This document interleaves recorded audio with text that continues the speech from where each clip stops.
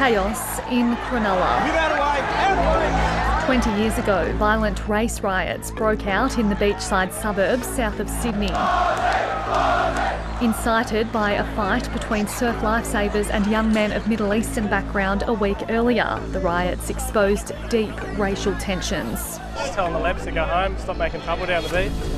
Yeah, just reclaiming the Shire. We now have that crowd that has splintered in terms of swarming on individual Arabic people in a disgusting manner.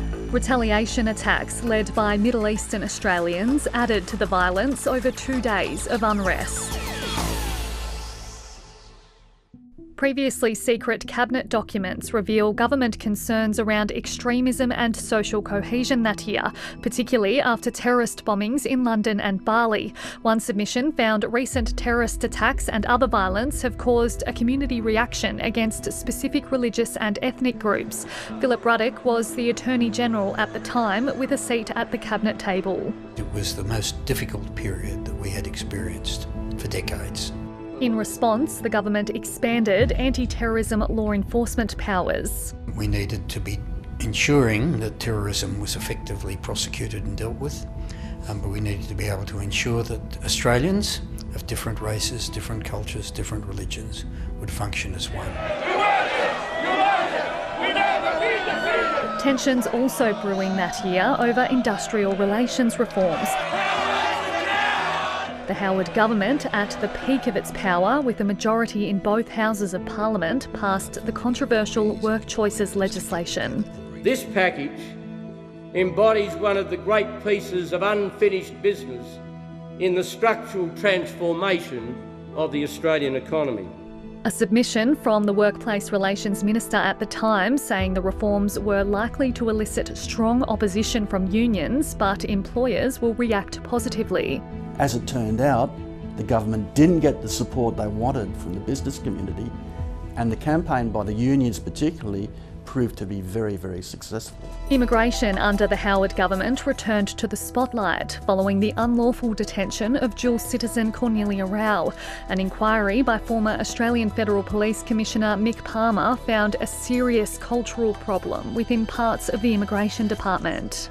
One of the faults of the Howard government was that in looking so closely at budget expenditure, a lot of initiatives that should have been put in place to better handle the large number of unauthorised arrivals were overlooked.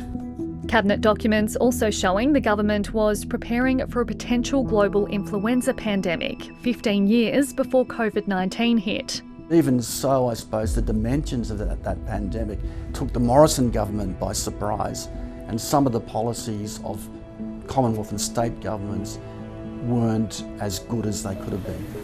The privatisation of Telstra was agreed upon, with proceeds pouring into the new Australian Future Fund. And Australia stepped in to help one of its nearest neighbours, providing aid to Indonesia still reeling from the 2004 tsunami, and in the process healing a troubled relationship. Strengthening other bilateral relationships also front of mind. A submission to the National Security Committee suggested the redeployment of troops to Afghanistan may enhance already strong relationships with the United States and the United Kingdom. Almost 3 years after they left, Australia's SAS soldiers are going back to Afghanistan amid escalating violence and a resurgence of the Taliban. We think it's important that the progress made in Afghanistan is preserved and consolidated. But 15 years later, a landmark inquiry would find credible information of war crimes committed by Defence Force personnel between 2005 and 2016. Rules were broken, stories concocted, lies told, and prisoners killed. In 2005, more troops were also sent to Iraq, while the adoption of nuclear energy was discussed. That coming amid mounting pressure on the government for a change in course on climate policy, eventually leading to a shift. Australia will move towards a domestic emissions trading system In 2005, the coalition government was riding high. Securing control of the Senate meant it could frame legislation without the support of minor parties.